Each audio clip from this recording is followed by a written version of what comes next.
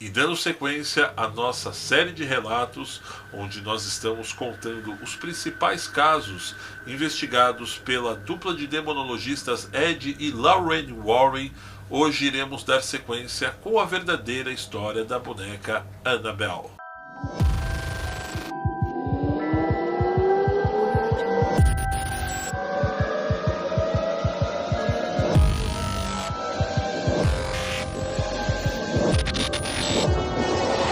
Bem, meus amigos, antes de mais nada, eu gostaria de estar deixando o recado para vocês que no próximo ano de 2017 estará vindo por aí o segundo filme, incluindo aí a saga dessa boneca fantasmagórica que muito assustou desde lá do primeiro filme de Invocação do Mal 1.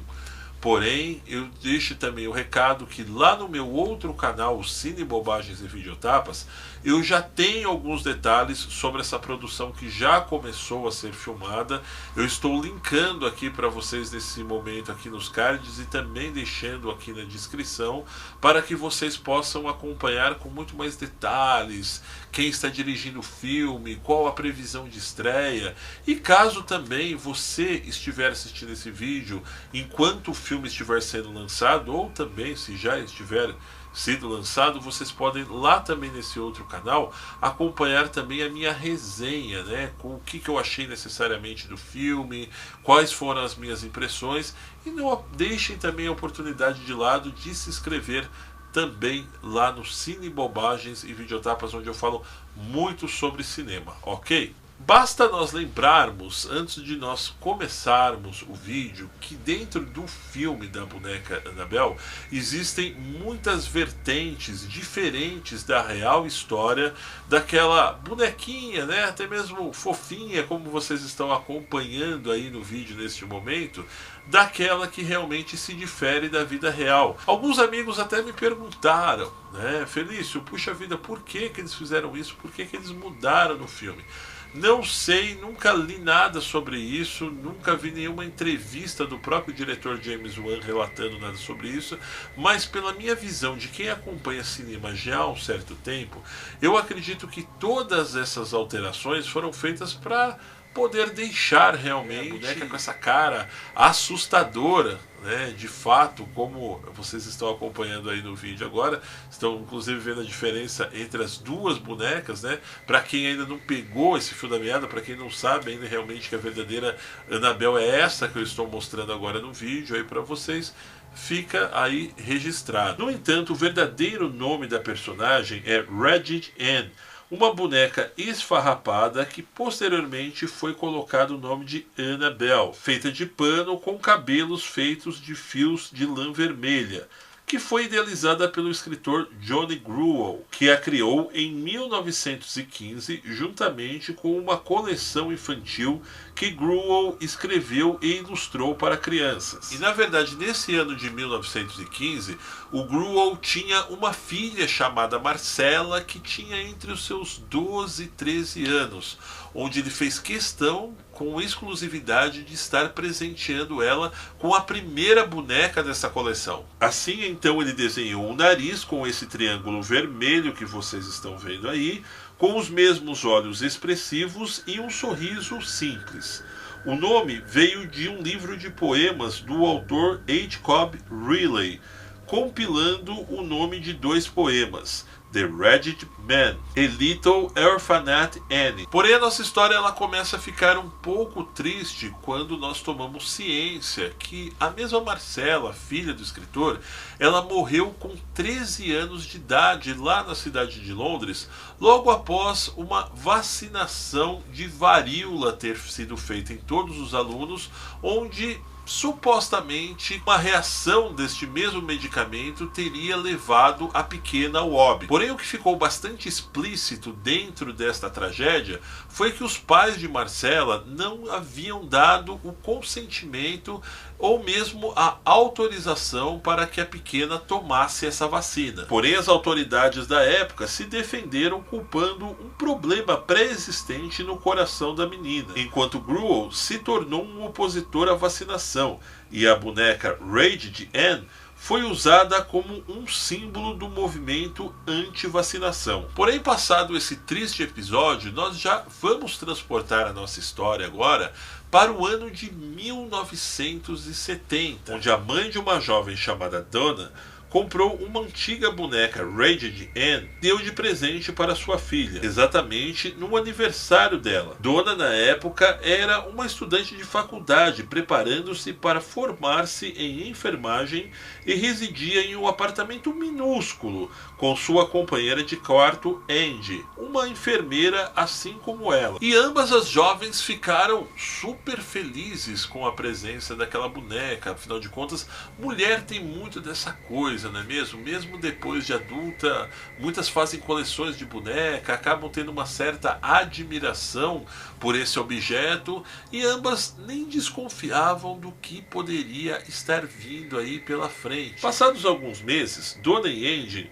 notaram que parecia haver algo muito estranho e assustador com a boneca. Começaram a notar que ela se mexia sozinha, algumas vezes até com movimentos imperceptíveis, ou até mesmo aquela coisa que de repente mexeu o bracinho, caiu para um lado, a boneca ela deitou para o outro, mas até aí não desconfiavam de nada sobrenatural, pois era algo muito parecido como, por exemplo, quando você coloca alguma coisa no sofá da sua casa ou mesmo na estante e de repente bate um vento ali, ou você não colocou direito, acaba deslizando ou se mexendo sozinho. Porém, Donna e Angie começaram a perceber que tinha algo errado quando a boneca começou a fazer movimentos bruscos e, no entanto, em locais que seriam praticamente impossível qualquer interseção de algum objeto, vento, ou mesmo que alguma coisa ali que estivesse próxima pudesse estar ocasionando isso. E a ficha começou a cair verdadeiramente, tanto na Donna quanto na Angie,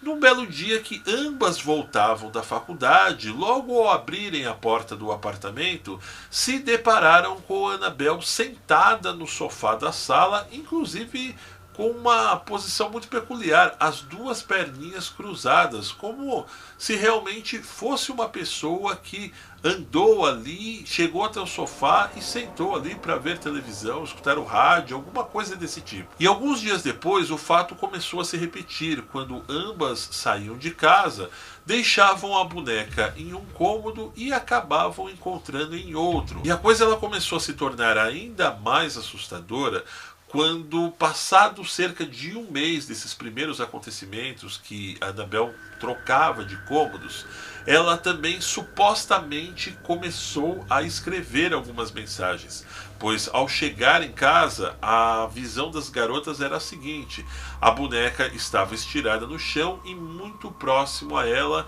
tinha alguns lápis de cera e também alguns papéis. E em uma noite, ao voltarem para casa, ambas perceberam que tinha algo ainda mais errado com a boneca. Ela não estava apenas em um lugar diferente de onde ambas tinham a deixado, mas também existia um mal naquele lugar, uma sensação de frio inexplicável. Porém, quando Angie pegou a boneca no colo, viu que nela estava um líquido vermelho respingando no seu peito e em seu vestido. E, não suportando toda aquela situação, decidiram procurar a ajuda de uma médium, que em uma sessão espírita apresentou para elas o espírito de Annabelle Riggins, que na verdade era uma menina de 7 anos que foi morta e teve seu corpo encontrado onde foi construído o prédio em que Donna morava. Através da mesma médium, ela disse que se sentia à vontade com Donna e Angie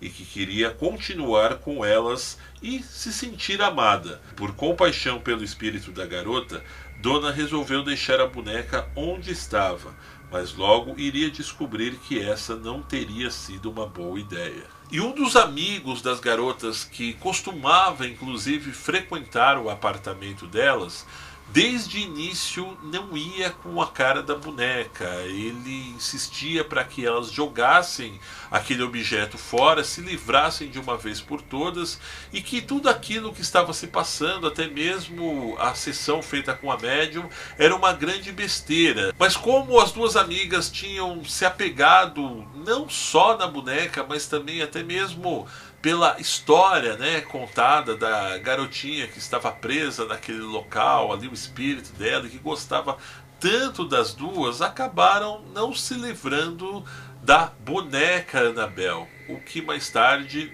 nós veremos aqui nessa mesma história que foi um tremendo erro. E o Lou, amigo das duas garotas, um dia acabou dormindo no apartamento, onde ele teve um pesadelo recorrente em que aparecia acordado, mas não conseguia se mexer. No mesmo sonho, ele olhava fixo para baixo e em seus pés acabou vendo a boneca Annabelle, que veio até seu peito e começou a estrangulá-lo. O que fez o cara, quando acordou, ter aquela sensação ainda mais forte que eles tinham realmente que se livrar daquela boneca de uma vez por todas. Porém, no dia seguinte, quando Lou e Andy estavam preparando uma viagem e verificando alguns mapas, o apartamento estava extremamente em silêncio, quando de repente alguns sons vindos da sala despertaram o medo de alguém que poderia ter entrado no local.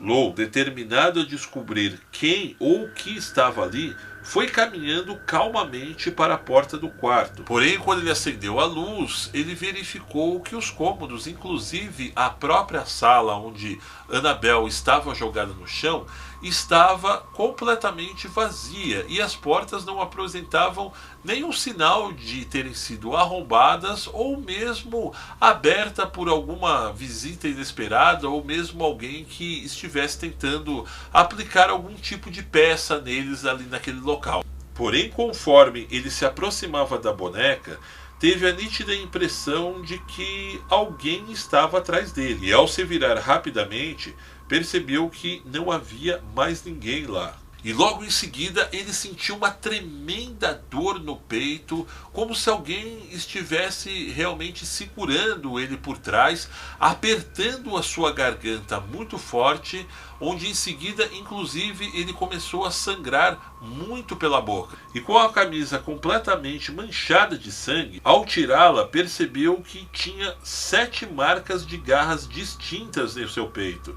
3 na vertical e 4 na horizontal. Porém, essas marcas se curaram muito rapidamente. No dia seguinte, apresentavam apenas alguns sinais e já no terceiro dia desapareceram completamente. Dona finalmente estava disposta a acreditar que o espírito na casa não era de uma menininha, mas sim um espírito não humano e demoníaco por natureza.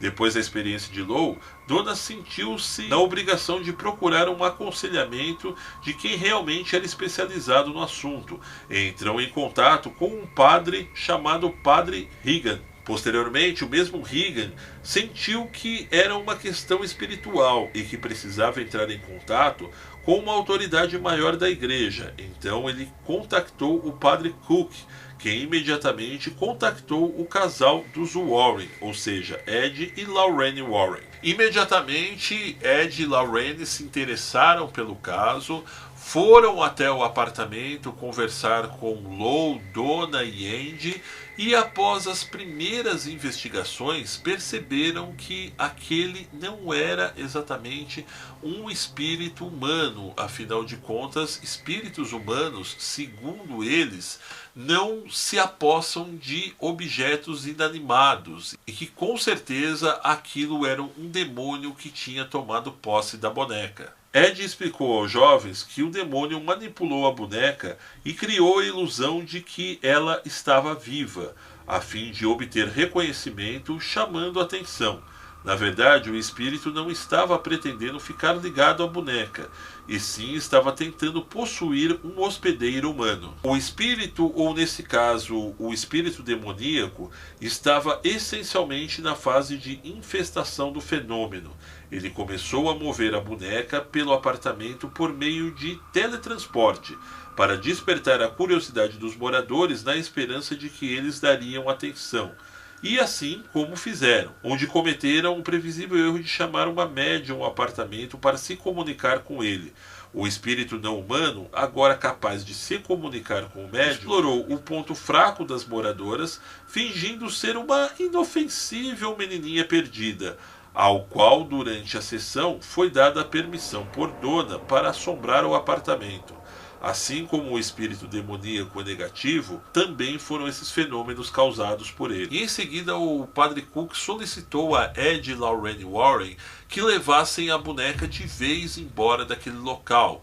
Lorraine inclusive fez a sugestão a Ed que levassem para sua própria casa, a fim de que em um futuro pudessem estudar se aquele mesmo fenômeno poderia ocorrer de uma maneira diferente dentro também de um outro local. Assim levaram a boneca com eles, porém antes Ed colocou a boneca no banco de trás do carro e concordou que não iria dirigir pela rodovia interestadual, no caso do espírito não humano ainda residir naquela boneca. As suspeitas foram todas confirmadas. Os Warren se sentiram como objetos de um ódio vicioso, sendo que em cada curva perigosa o carro patinava e morria, causando falha na direção hidráulica e nos freios, na possível tentativa de ocasionar uma colisão fatal do veículo. E no primeiro acostamento que o Ed viu pela frente, ele parou o carro, pegou um frasco de água benta,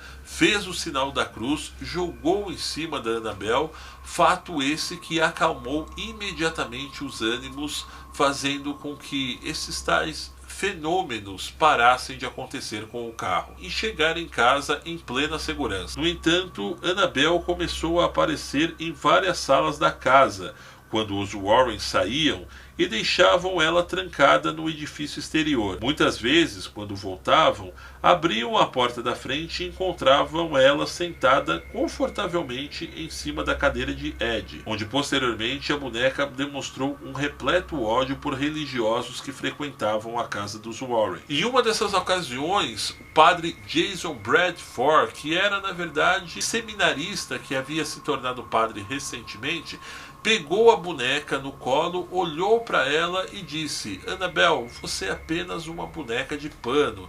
E essa história toda é uma besteira, você não pode fazer mal para ninguém. Nesse ponto, Ed exclamou: isso é uma coisa que é melhor você não dizer. Ao sair, uma hora mais tarde, Lorraine pediu encarecidamente ao padre para que tomasse muito cuidado ao dirigir. Poucas horas depois, o mesmo padre Jason ligou para Lorraine e explicou que seus freios falharam quando ele entrou em um cruzamento muito movimentado. Ele foi envolvido em um acidente quase fatal que destruiu totalmente o seu veículo. E esse é apenas um dos relatos que aconteceu a partir do momento que a boneca começou a estar de posse dos Warren. Posteriormente a isso, o casal decidiu mandar fazer uma caixa de vidro para que pudessem aprisioná-la e guardá-la dentro daquele famoso museu ocultista que eles têm dentro da casa deles.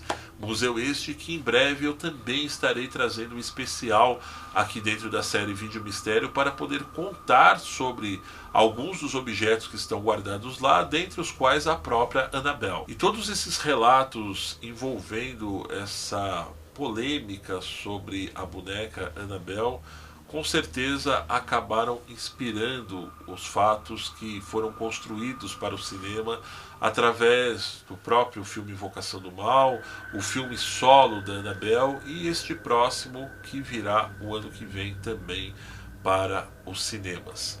Meus amigos, caso ainda vocês não estejam inscritos aqui no Fato Notícias, inscrevam-se, afinal de contas este é um canal onde nós não temos apenas a série Vídeo Mistério, e sim um canal variado de notícias, onde nós trazemos variedades, desde viagens, acontecimentos, até muitos eventos que acontecem especialmente na cidade de São Paulo.